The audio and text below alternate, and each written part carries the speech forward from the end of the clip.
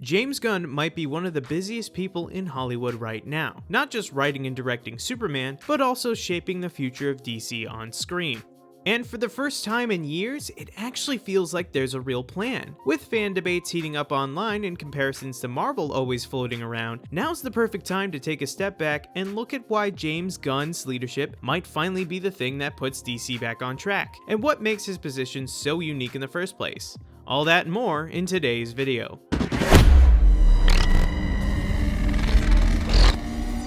First off, I'd like to apologize. I can't really use any footage from any DC related film because Warner Brothers will come back and claim, even though it falls under fair use. So we're gonna have to just make do with some odd gameplay footage and maybe a picture here and there. Now recently there's been some backlash from fans on Twitter about where the Batman Part 2 script is coming, and the response James Gunn gave in his interview with Entertainment Weekly was kind of what inspired this video.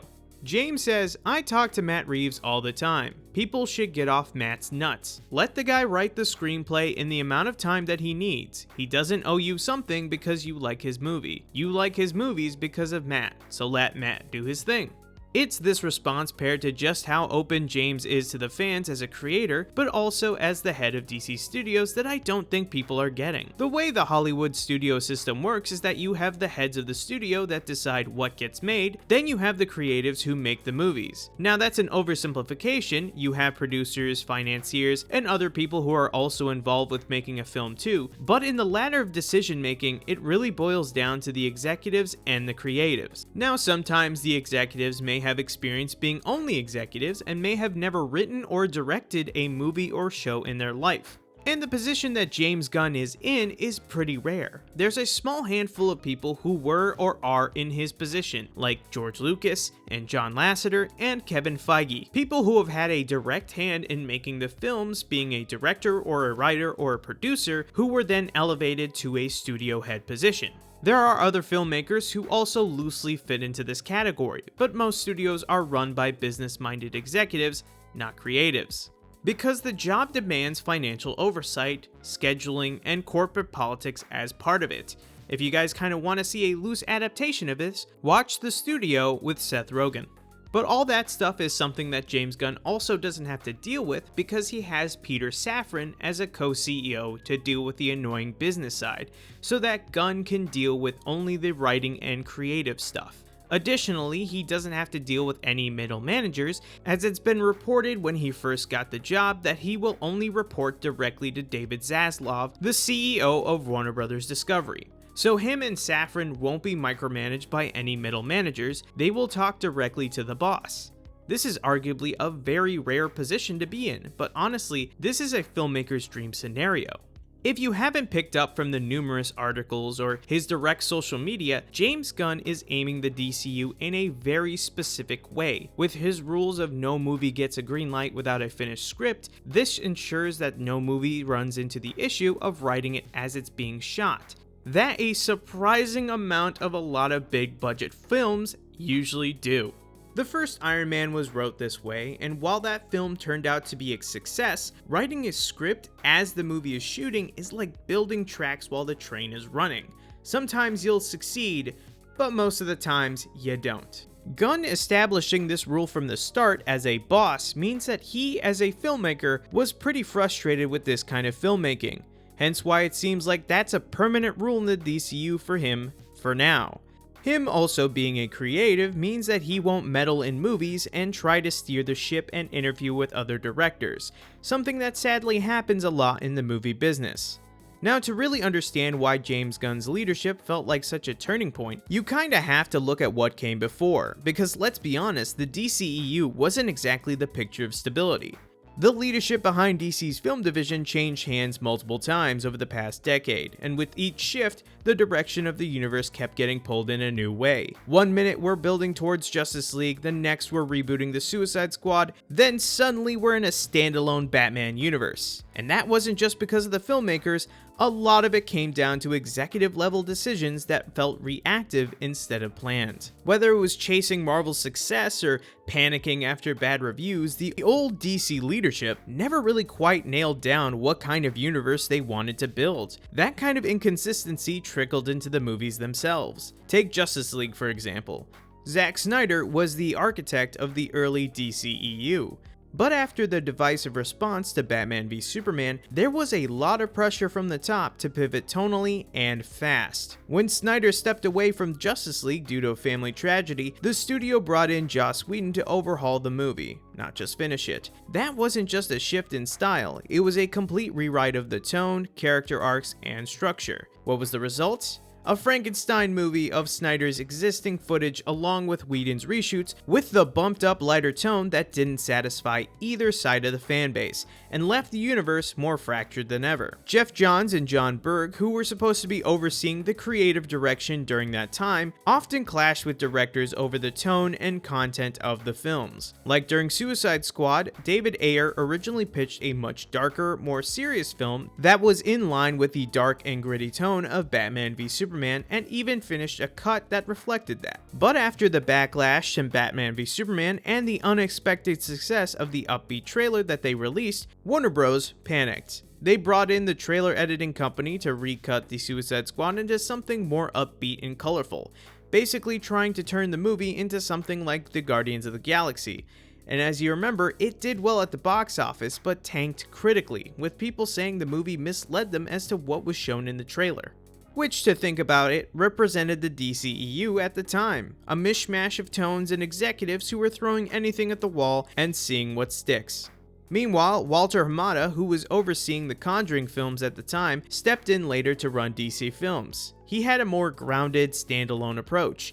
He pushed for movies like Joker and the Batman, which were hits, but they weren't part of a shared universe that DC was currently struggling with, confusing audiences so that everyday people had to basically go, wait, is Robert Pattinson's Batman in the same universe as Henry Cavill's Superman? But I thought that Ben Affleck was the Batman of that universe. To people that follow these movies like me and Zach and you watching at home, we know the difference, but the general audience won't, and that leads to confusion. Which isn't great if you want to establish a cinematic universe like Marvel, who at that point were taking victory laps with Infinity War and Endgame. Speaking of, this kind of executive interference wasn't just a DC problem. Marvel faced similar struggles in its early days, particularly under the Marvel Creative Committee, a group that included figures like Marvel Comics writer Brian Michael Bendis, former Marvel Comics editor-in-chief John Quesada, Marvel Comics publisher Dan Buckley, and president of Marvel Entertainment Alan Fine. While they were supposed to keep the films aligned with comic book lore and to oversee some of the creative decisions, they often slowed down production and forced unnecessary changes into scripts.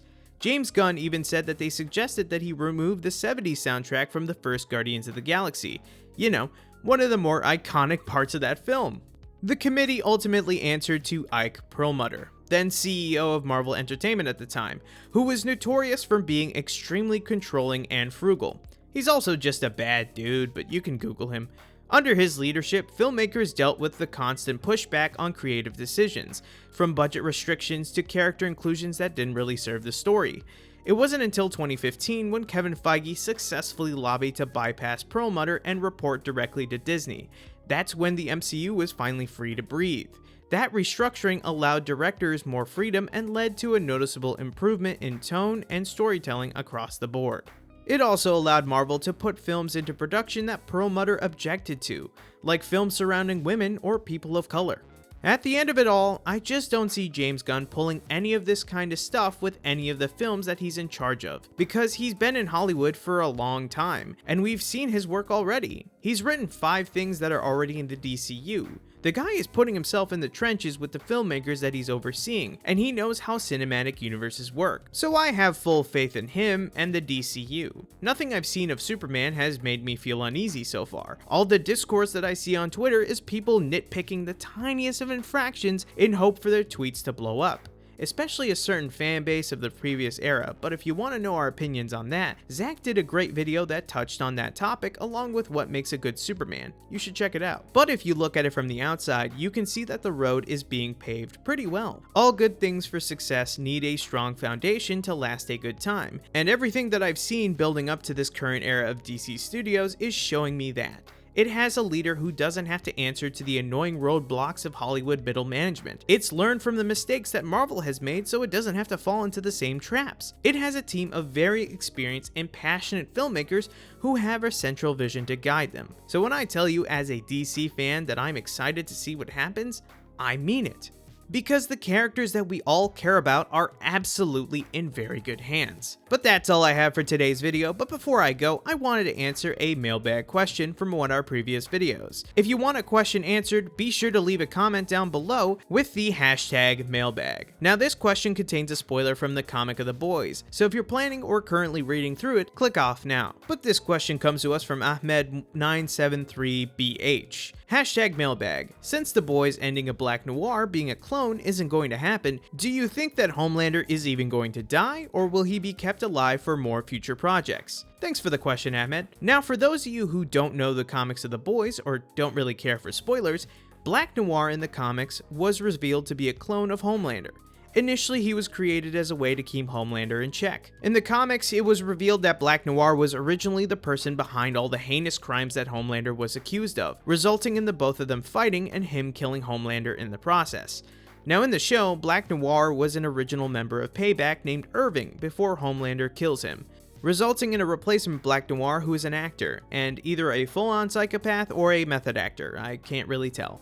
Since Black Noir isn't a clone anymore, that leaves the twist ending of the boys comic unlikely to be adapted into the show. I think that what will happen at the end of season 5 is that Billy and Homelander will get into a final fight, resulting in both of their deaths. I don't think that they'll keep Homelander around, even if there are fan theories that they will keep him and depower him. From a story perspective, Homelander has made way too many enemies, and that even if they did depower him, someone will gun for him.